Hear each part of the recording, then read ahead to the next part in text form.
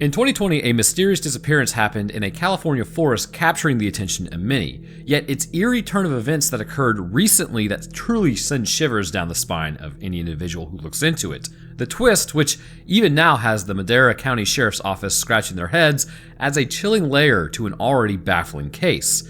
This is the story of Sandra Hughes Johnson. On March 11, 2020, the World Health Organization declared COVID-19 a global pandemic. This meant the disease has spread everywhere. Governments worldwide were then told to basically tell people to stay home and avoid contact with others to stop the spread of the virus.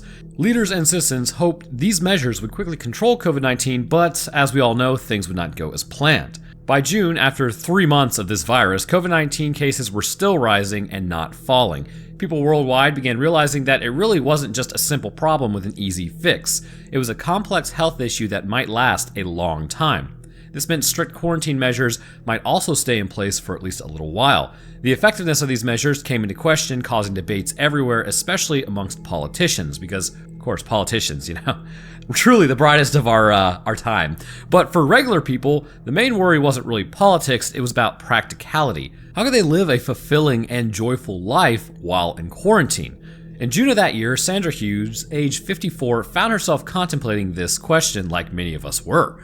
Her life hadn't gone the way that she had envisioned. Despite being married twice, both marriages ended in divorce, and she never had any children. While residing in beautiful Maui, Hawaii, she really hadn't settled there long enough to really call it home. Prior to that, she led a nomadic lifestyle, moving around the country without establishing a permanent residence. Sandra Hughes worked as an accountant, but during college she studied not only accounting but also wilderness survival, a subject she excelled in and deeply loved. Being an avid outdoor enthusiast since childhood, she once aspired to become a park ranger, which led her to pursue wilderness survival in college. However, after graduating, she chose a path and then became an accountant, which kind of seems like the exact opposite of what she really wanted to do. So now, 3 decades later, she found herself reflecting on that journey.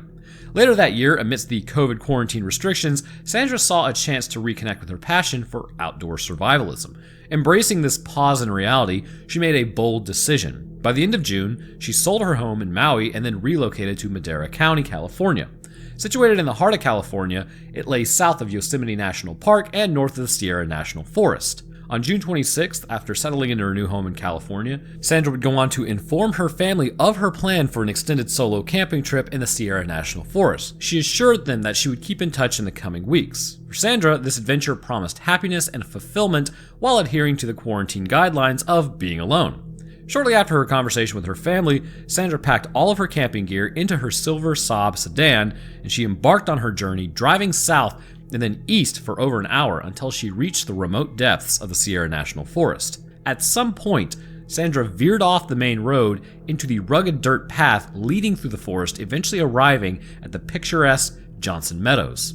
The Johnson Meadows are breathtaking, resembling scenes from a postcard almost. Stretching across the landscape are lush green meadows surrounded by dense trees of the Sierra National Forest. Beyond the trees loom the snow-capped peaks of the Sierra Mountains. Despite its beauty, though, Johnson Meadows does pose risks. It is remote and isolated and inhabited by cougars, bears, and other natural dangers. It is not a place for the unprepared, but Sandra was well equipped with her survival experience and gear. As Sandra parked her car on the edge of Johnson Meadows, she ensured it was clear of the road before gathering up her belongings from her trunk, and with her gear slung over her shoulder, she embarked on a hike into the heart of the meadows to find a suitable spot for her campsite. 6 days later, on July 2nd, a group of hikers emerged from the trees into Johnson Meadows. As they traversed the expanse, they spotted a tent and a campsite ahead. Although no one seemed to be present, it was not uncommon to encounter campers in this area. The hikers opted to give the campsite a wide berth, respecting the solitude of the camper in the midst of the meadows. As the hikers cautiously circumvented the seemingly abandoned campsite, they couldn't help but notice its a little disarray. It appeared that a tornado had just ravaged through it. Curiosity piqued, they veered towards the campsite for a closer look. Approaching the campsite, they observed a backpack overturned, its contents scattered across the ground. Amongst the debris were unopened cans of food, papers, and documents strewn about haphazardly. Surveying the scene, the hikers then found the tent in complete shambles, the entire area resembling a chaotic aftermath. Puzzled by the sight, they wondered if whether or not this was a result of intentional vandalism or perhaps an animal encounter. Taking precaution, they marked the location on their map, before departing the forest. Upon returning to cell range, they promptly contacted the Madera County Sheriff's Office to report their findings. Later that day, the deputies from the Sheriff's Office ventured into Johnson Meadows. True to the hikers' report, the campsite remained in disarray, abandoned, and desolate. A search of the area yielded ID cards bearing the name Sandra Hughes. The sheriffs then left the forest and contacted Sandra's family to inquire about why she left her campsite in such a state. Sandra's family reacted strongly upon hearing the condition of the campsite. They informed the sheriffs that Sandra was extremely environmentally conscious and meticulous about all her cleanliness. Therefore, she would never intentionally leave her campsite in such disarray. They were certain that something else must have occurred. Sandra's family also revealed to the sheriffs that they hadn't seen her since the 26th from when she set off on her trip, leaving them clueless as to her whereabouts. Naturally, both the family and sheriffs grew increasingly concerned. On that day, an official missing person report was filed. Over the next 2 days, an extensive search operation commenced in Johnson Meadows and the surrounding areas to locate Sandra. Hundreds of volunteers scoured the area on foot, aided by sniffer dogs and helicopters scanning from above. During the search, the Madera County Sheriff's Office interviewed anyone encountered in the vicinity. Hikers, campers, just anyone who may have made contact with Sandra at any point. Her distinct appearance with the recently dyed blue hair made her easy to identify. But despite the extensive search efforts over 2 days, authorities had no new leads on Sandra's whereabouts. Then, on July 4th, 2 days into her disappearance, she was sighted by some hikers. As these hikers traversed through Johnson Meadows, they spotted a woman standing alone on the edge of the meadow. She was barefoot, clad in a black shirt and blue jeans with a visible bruise on her face. Despite her solitary presence, she didn't seem distressed or in need of assistance, simply observing her surroundings. She made no attempt to signal for help as the hikers passed by. Upon reaching the parking lot, the hikers spotted missing person flyers for Sandra Hughes and realized that the barefoot woman they had encountered in the forest matched her description. They promptly notified the sheriff's office, who quickly responded to the reported sighting. However, upon arrival at the location indicated by the hikers, Sandra was nowhere to be found, leaving no trace of her whereabouts. The following day, on July 5th, Sandra's vehicle was discovered, but she was not present. The car was located 5 miles north of her ruined campsite in Johnson Meadows, nestled at the bottom of a ravine beside a winding forest road.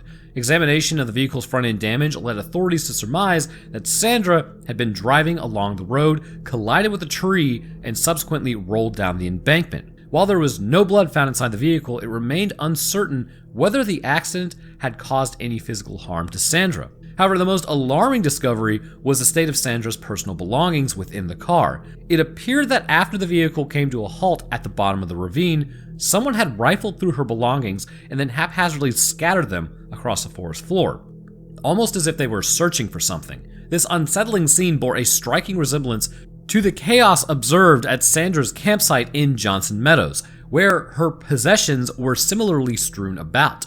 The Madera County sheriffs couldn't shake the eerie similarities between the two incidents. At this point, authorities didn't suspect Sandra of deliberately avoiding them. Instead, they considered the possibility that she had sustained an injury either in her campsite or during the car accident, potentially affecting her cognitive functions.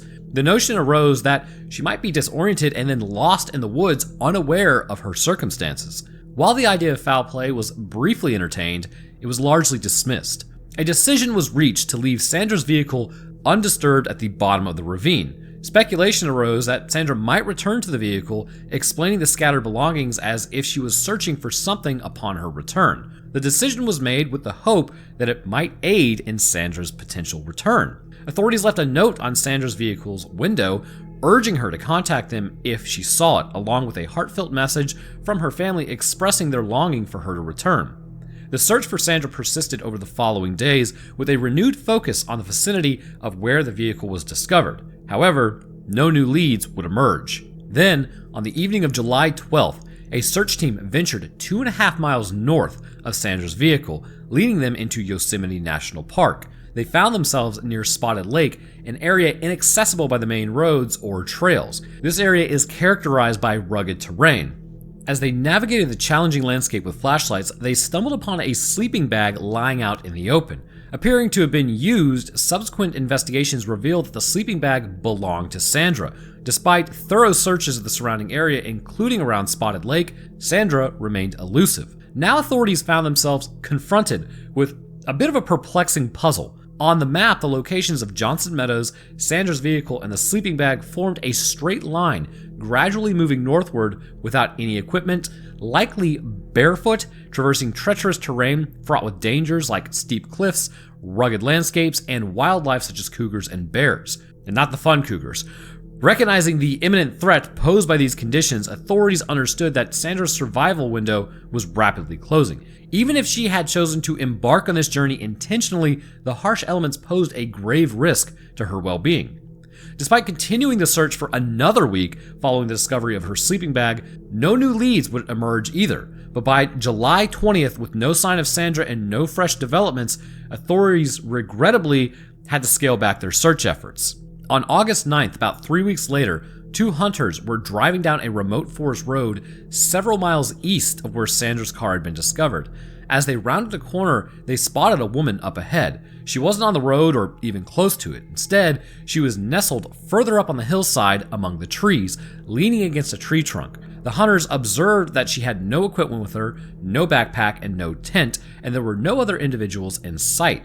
Given the isolated nature of their surroundings, encountering anyone here was a bit unusual, let alone a lone woman casually leaning against a tree. The hunters, concerned for the woman's well-being, pull up alongside her, stopping about 10 to 15 feet away, and despite their attempts to get her attention by calling and waving, she remained unresponsive, lost in her own thoughts as she gazes into the distance. Recognizing that she doesn't appear to be distressed or injured, the hunters eventually decided to continue on their way, leaving the woman in her solitude in the forest. Later that day, upon spotting one of the missing person flyers for Sandra Hughes, the hunters realized that the woman they encountered in the forest was indeed Sandra. Promptly, they contacted the Madera County Sheriff to report the sighting, providing a description of Sandra as a slightly thinner version of her photo on the flyer and dressed in overalls with a floral t-shirt. The change in Sandra's attire piques the interest of the sheriffs. When last seen on July 4th, Sandra was barefoot with a bruise on her face, wearing a black shirt and blue jeans near Johnson Meadows. The fact that she had changed her outfit puzzled the authorities, especially consider she had lost all of her belongings at her campsite and her car. The whole situation appeared increasingly peculiar to the sheriff's office. So despite their efforts, Sandra was nowhere to be found on the road where the hunters had spotted her, and there were no traces of her presence. Following this sighting, Sandra's case went cold, leaving authorities and her family resigned to the likelihood that they might never find her. However, an unexpected and terrifying turn of events lay ahead. A year later, on Wednesday, July 21st, 2021, Jake Gorba, accompanied by his wife Victoria and their 3 young offspring, went on a drive in Jake's off-roading vehicle along a steep forest road in the heart of Sierra National Forest. Their destination was the summit of Shut-Eye Peak Mountain. As the family drives up the bumpy forest road towards Shut-Eye Peak, the kids in the back start saying that they're hungry, so Jake and Victoria decide that they'll stop for a quick lunch when they find a good spot, and afterwards they will continue up the rest of the way. As fate would have it, the road that they were traveling on does level off, leading them to a short, flat section of the mountain. Nestled within the flat stretch lies a picturesque meadow bordered by trees. Jake and his wife Victoria spot the idyllic spot and agree it's perfect for a picnic. Jake steers the truck towards the side of the road, parks it, and then switches off the engine. As they gather their belongings in preparation for their picnic lunch, they hear their 3-year-old son, Caden, chatting excitedly from the back seat positioned near the window. Jake and Victoria instinctively turn around to see who Caden is talking to, only to find him engaged in a seemingly intense conversation with someone outside his open window, gazing across the meadow into the forest. Despite their efforts to spot anyone outside, they see no one. Victoria gently asks who he's talking to as Caden turns away from the window and looks at his mom with a serious question. "There's a woman out there and she needs our help," he says, pointing urgently to the window. Jake and Victoria follow his gaze, peering into the dense tree line, but continue to see no one. Turning back to Caden, they gently explain, "We don't see anyone out there," but Caden's urgency grows as he insists, "You gotta trust me, she's right there, she needs our help, she's lying face down and her legs are straight up and she's dead." As Jake dashes into the woods, determined to investigate his son's claims, Victoria remains in the car watching anxiously as Caden continues to insist that the woman is nearby. Jake searches frantically, but his efforts yield no results. Confused and unsettled, he returns to the vehicle where Caden persists in pointing out the window, describing the woman in distress. Feeling a chill run down their spines, Jake and Victoria decide to leave this area behind, shaken by the inexplicable events unfolding around them. That night, Victoria takes to Facebook, sharing their harrowing experience and including a description of the woman based on Caden's account. A figure clad in a black t-shirt and blue jeans and sporting blue hair. Upon seeing Victoria's Facebook post describing a woman matching Sandra Hughes' appearance, the Madera County Sheriff Office recognized the significance of the description. When they met with the Gorba family, they presented Caden with a lineup of several women, including Sandra Hughes, asking him to identify the woman he saw in the woods. Surprisingly, without any additional information, Caden selected 3 pictures, all of which depicted Sandra Hughes. Determined to unravel this mystery, the sheriff, accompanied by Caden and his father, returned to the area near the meadow of Shut-Eye Peak to search for any signs of evidence or Sandra, if she was even there to begin with. Yet despite their efforts, the search yielded no new clues, and as of today, Sandra's whereabouts remain completely unknown. The perplexing case of Sandra Hughes has left both authorities and the community grappling with unanswered questions and unsettling encounters. From her initial disappearance to the mysterious sightings reported by the Gorba family, the events surrounding Sandra's vanishing remain shrouded in mystery. The account provided by Caden Gorba adds an eerie dimension to the narrative, as he seemingly and inexplicably has the ability to identify Sandra from a lineup of pictures, and it just deepens the entire enigma surrounding her disappearance. Despite exhaustive search efforts by the Madera County Sheriff Office and the involvement of the Gorba family, Sandra's whereabouts still remain unknown to this day. The strange sightings of Sandra in the forest near Shut-Eye Park raise even more questions than answers. Was Sandra truly present in the woods as witnessed by Caden and his family? If so, what led to her disappearance, and why did she seemingly elude all search efforts? As time passes, the case of Sandra Hughes stands as a haunting reminder of the mystery that can unfold in the vast wilderness. Until concrete answers emerge, the story of Sandra's disappearance will continue to captivate and pretty much unsettle all of those who encounter it, leaving us to ponder the inexplicable and the unknown that lurks within the shadows of the forest. But anyhow, I would like to thank you guys for watching. If you enjoyed, then leaving a like would be great, as it shows YouTube, these videos don't suck. And subscribing is a great way to stay up to date on when I post. I'll drop my Twitter, Discord, Patreon, and basically other links in the description. But speaking of Patreon real quick, I'd like to thank mine. At the Literal Wendigo tier, we have Grayson West and Stupid Fox, as well as Trash Panda and a Trench Coat. Thank you guys. At the Eyewitness to the Event tier, we have Beaver Malaga and Wet Skeleton. At the first-hand accounts, we have Cody Cherry Drake and Yeeps. And at the second-hand accounts, we have Bianca, Kanan Johnson, Fred Rush, and Troy. And to the rest of my patrons, I appreciate y'all's support as well. It goes a long way towards helping out this channel, and it's greatly appreciated. So thank you.